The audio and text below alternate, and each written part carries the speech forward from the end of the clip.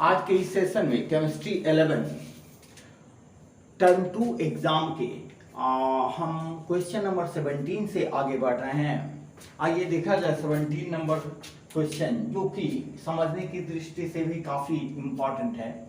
इसमें ये कहा जा रहा है कि वेस्पर थ्योरी का यूज करके आपको शेप डिस्कस करना है BCl2, BCl3, SiCl4, H2S और SF6 का। तो इसमें देखते हैं कि कैसे वेस्पर थ्योरी का यूज करके हम लोग शेप कैलकुलेट करेंगे। ठीक है, आते हैं देखते हैं। फर्स्ट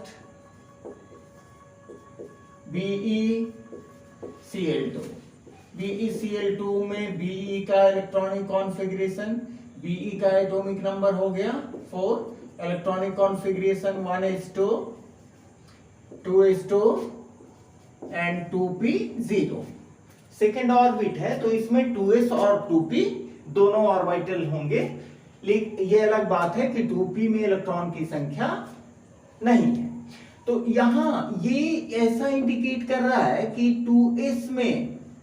2s में केवल पेयर्ड इलेक्ट्रॉन है। पेयर्ड इलेक्ट्रॉन होने की वजह से बेरिलियम को कोई कंपाउंड बनाना ही नहीं चाहिए। It is 2s2 and 2p0। Beryllium को कोई कंपाउंड बनाना नहीं चाहिए क्योंकि पेयर्ड इलेक्ट्रॉन है। इसलिए इसको हम समझते हैं इसका सॉल्यूशन। बेरिलियम वास्तव में BeCl2 डाइवैलेंट कंपाउंड बनाता है। तो इसको एक्सप्लेन करने के लिए हमने नया कॉन्सेप्ट लिया, that is called concept of excited state, और इसको हमने माना ग्राउंड स्टेट।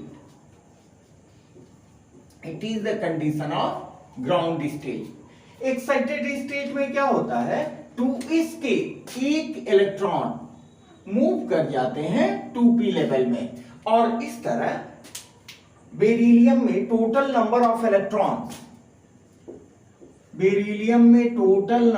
इलेक्ट्रॉन्स हो जाते हैं, अनपेयर्ड इलेक्ट्रॉन्स हो जाते हैं 2s1 एंड 2p1।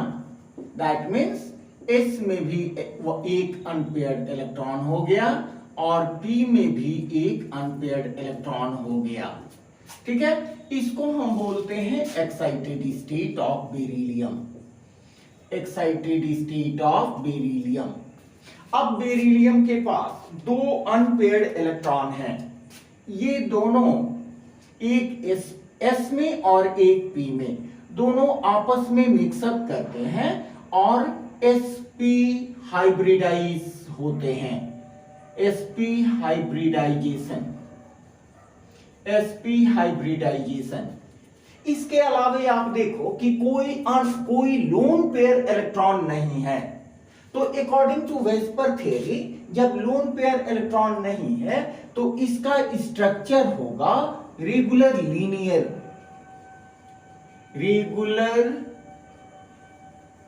लीनियर, जिसका बॉन्ड एंगल होगा 180 डिग्री। तो BeCl2 का स्ट्रक्चर आप लिख सकते हो, here we have Be and 2 chlorine atoms are directly attached with beryllium atom, making an angle of 180 degree, giving linear structure। इसका स्ट्रक्चर क्या होगा, लीनियर। किसके अनुसार, अकॉर्डिंग टू वेस्पर थियरी। आइए दूसरे नंबर सवाल की ओर चलते हैं।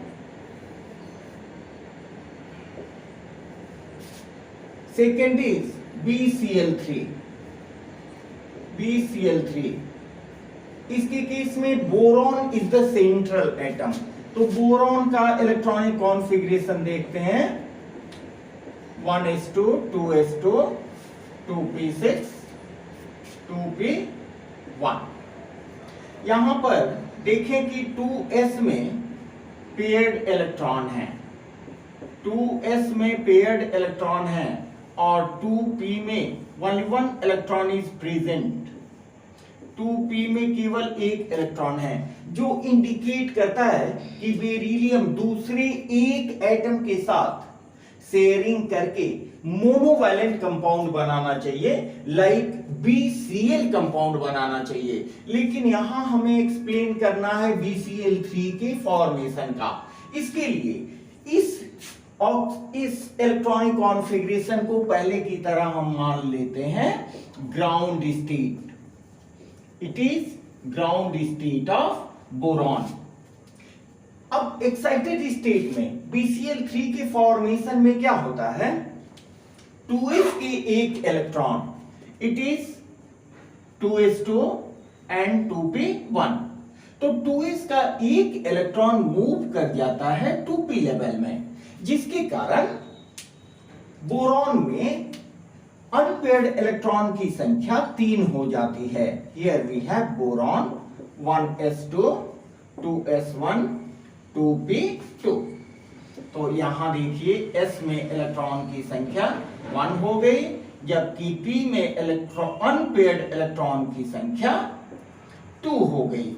अब टोटल हमारे पास 3 इलेक्ट्रॉन्स हो गए with 3 orbitals, but no lone pair electrons are present in this structure. तो ये तीनों ऑर्बिटल्स आपस में कंबाइन करके, आपस में मिक्स करके sp2 हाइब्रिडाइजेशन करते हैं। और यहां पर कोई लोन पेयर इलेक्ट्रॉन नहीं है, यहां आप लिख दो with no lone pair of electrons, lone pairs of electrons. जिसके कारण क्या होता है, अकॉर्डिंग टू वेस्पर थियरी, इसका जो शेप होगा BCl3 का शेप होगा sp2 हाइब्रिडाइजेशन के corresponding, that would be trigonal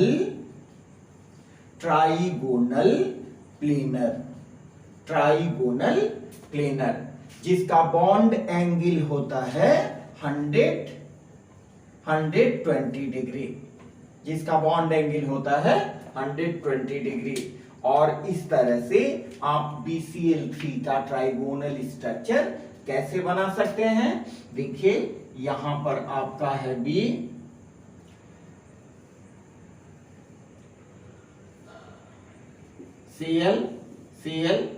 Cl और इसके बीच का एंगल हो गया 120 डिग्री।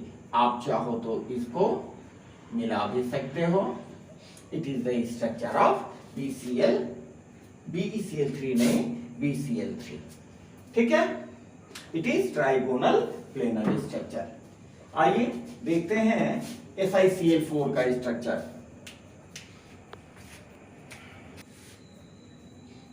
देखना दूसरा, नेक्स्ट देखें C, SiCl4। इसमें सेंट्रल एटम हुआ Si। जो सबसे कम नंबर में होता है उसको सेंट्रल एटम हम काउंट करते हैं, आप भी जानते होंगे। तो Si का इलेक्ट्रॉनिक कॉन्फ़िगरेशन, ये atomic number 14, electronic configuration 1s2 2s2 2p6 3s2 3p2। यहां अनपेयर्ड इलेक्ट्रॉन आप देखो, अनपेयर्ड इलेक्ट्रॉन कितने हैं, S में पेयर्ड इलेक्ट्रॉन है, P में 2 अनपेयर्ड इलेक्ट्रॉन है, P में 2 अनपेयर्ड इलेक्ट्रॉन है, जो इस बात की ओर इंडिकेट कर रहे हैं कि सिलिकॉन को डाइवैलेंट कंपाउंड बनाना चाहिए, like SiCl2। But practically we have to explain the formation of SiCl4, which is tetravalent compound. इसके लिए क्या करते हैं कि इसको फिर से एक बार हम मानेंगे, it is the electronic configuration of ground state। Excited state में जब सिलिकॉन जाता है क्लोरीन से कंपाउंड फॉर्मेशन करने, वैसी स्थिति में क्या होता है, वैसी स्थिति में ये 3s के एक इलेक्ट्रॉन मूव कर जाते हैं 3p ऑर्बिटल में, making a total number of, अभी 2 इलेक्ट्रॉन है, जब एक इलेक्ट्रॉन इसमें मूव कर जाएगा तो total number of electron will be 3। making the electronic structure of silicon 14 in excited state as 1s2, 2s2, 2p6, 3s1, 3p3। ठीक है, तो ये देखिए S में हो गया, S में हो गया, it is 3s1 and it is 3p3। अब टोटल अनपेयर्ड इलेक्ट्रॉन की संख्या यहां पर कितनी हो गई? 4 हो गई। यहां सभी ऑर्बिटल्स आपस में कंबाइन करके, आपस में मिक्स करके क्या हाइब्रिडाइजेशन बनाएंगे? अकॉर्डिंग टू वेस्पर थियरी यहां क्या हाइब्रिडाइज करेंगे? sp3 hybridisation, sp3 hybridisation. लेकिन ध्यान दें कि no lone pair electrons are present, जिसके कारण जो भी स्ट्रक्चर होगा वो रेगुलर स्ट्रक्चर होगा अकॉर्डिंग टू वेस्पर थियरी। ठीक है, तो sp3 हाइब्रिडाइजेशन है, तो इसका शेप क्या होगा? इसका शेप होगा रेगुलर टेट्राहेड्रल, रेगुलर टेट्राहेड्रल। ठीक है, और रेगुलर टेट्राहेड्रल का बॉन्ड एंगल क्या होता है? 109 डिग्री 28 मिनट, जिसके इक्विवेलेंट मानते हैं 109.5 डिग्री के। ठीक है, और चूंकि यहां कोई लोन पेयर इलेक्ट्रॉन नहीं है, तो according to VSEPR theory SiCl4 का स्ट्रक्चर होगा regular tetrahedral, which can be given as, यहां देखें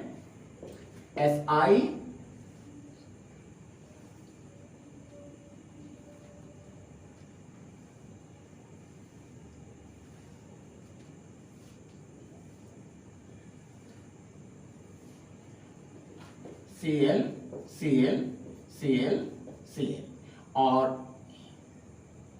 ये यहां बॉन्ड हो जाएगा, ये बॉन्ड एंगल हो जाएगा 109.5 डिग्री। ठीक है, इसको क्लैरिटी के लिए इससे अटैच करें, बात समझे? सभी एंगल यहां होगा 109.5 डिग्री।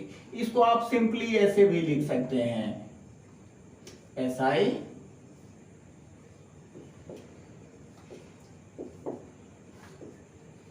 this angle 109.5 degree. ठीक है, नेक्स्ट आते हैं H2S D। H2S में सेंट्रल एटम है sulphur 16,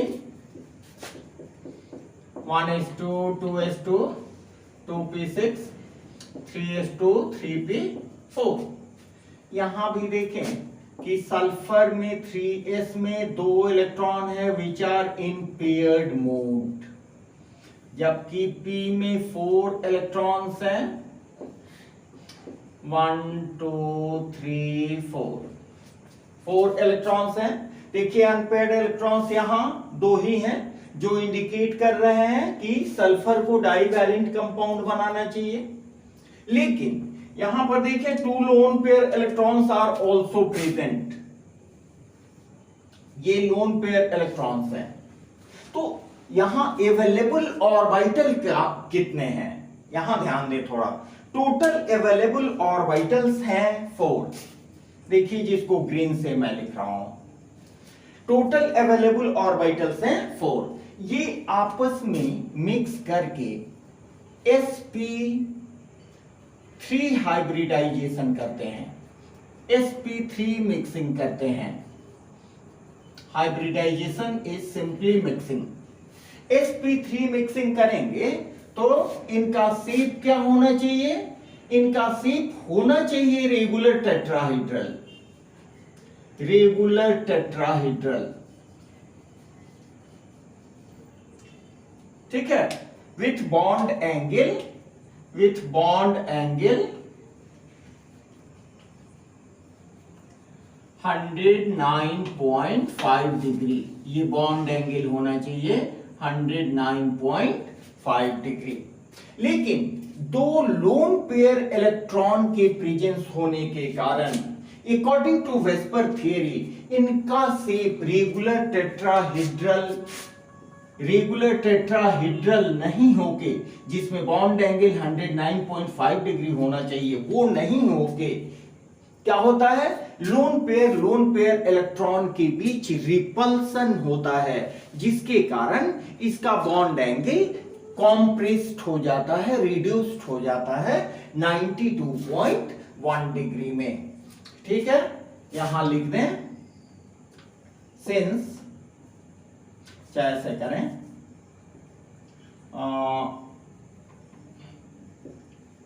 with sp3 hybridization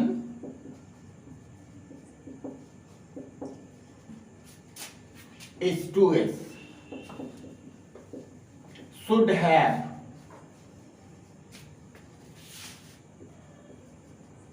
regular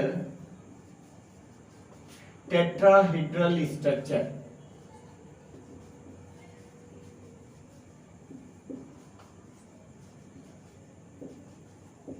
But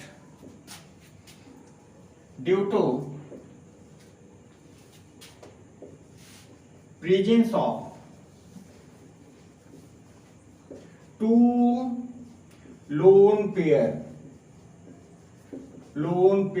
of electrons,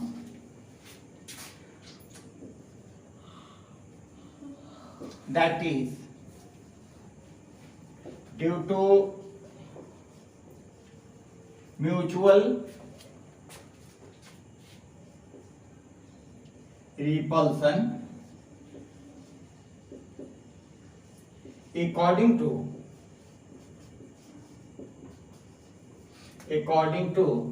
Vesper theory, valence shell electron pair repulsion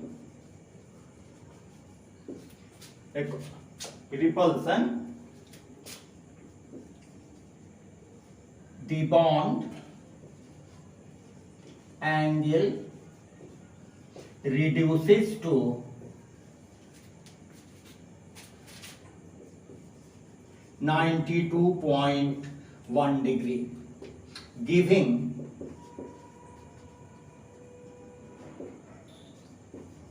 bent structure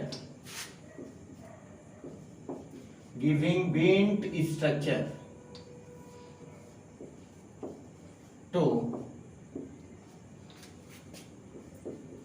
H2S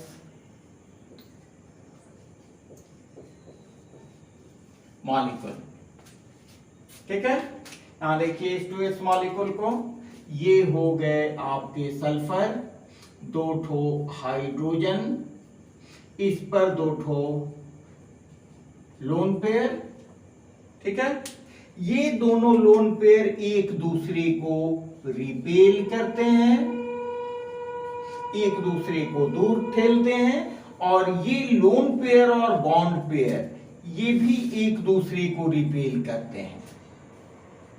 ठीक है, जिसके कारण इसका बॉन्ड एंगल 109.5 नहीं होके हो जाता है 92.1 degree. This is according to VSEPR theory. आइए नेक्स्ट स्ट्रक्चर है सल्फर।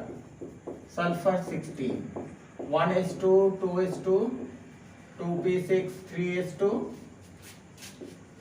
3p4 16। यहां देखें S की स्थिति क्या है, यहां पर 2 इलेक्ट्रॉन P में 4 electron.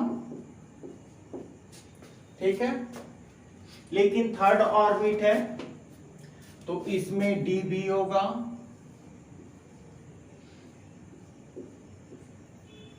It is 3d0 3p4 and 3s2। हमारे पास 2 अनपेयर्ड इलेक्ट्रॉन हैं जो कभी फेवर नहीं कर रहे हैं कि SF6 का फॉर्मेशन होगा।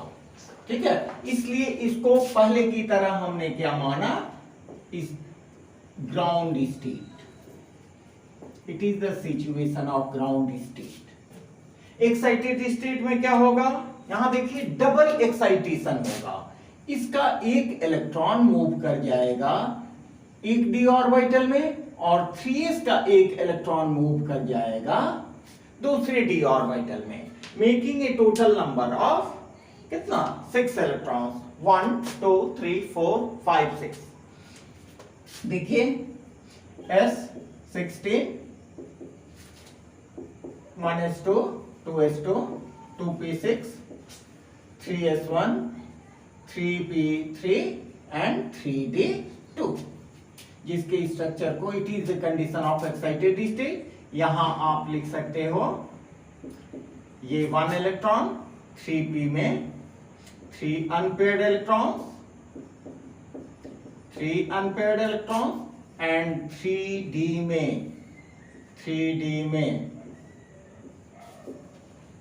2 इलेक्ट्रॉन्स। ठीक है, it is the condition of excited state. यहां ध्यान दें डबल एक्साइटेशन हुआ है, डबल एक्साइटेशन, जिसके कारण एक बार s का इलेक्ट्रॉन d में गया है, दूसरी बार p का इलेक्ट्रॉन d में गया है। अब आपके पास total number of unpaired electrons हो गए 6, total number of unpaired electron becomes 6 and available valence orbitals with unpaired electron will also be 6। तो इससे क्या हाइब्रिडाइज मिक्सिंग होगा, sp3d2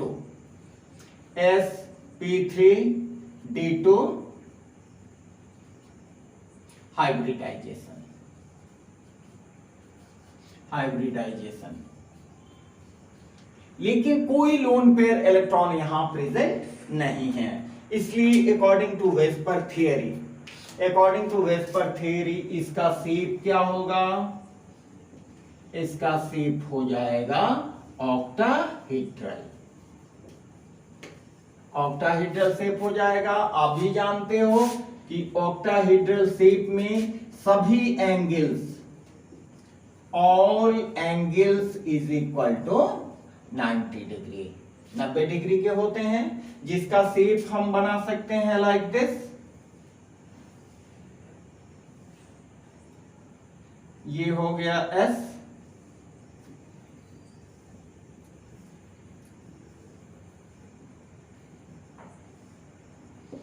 F,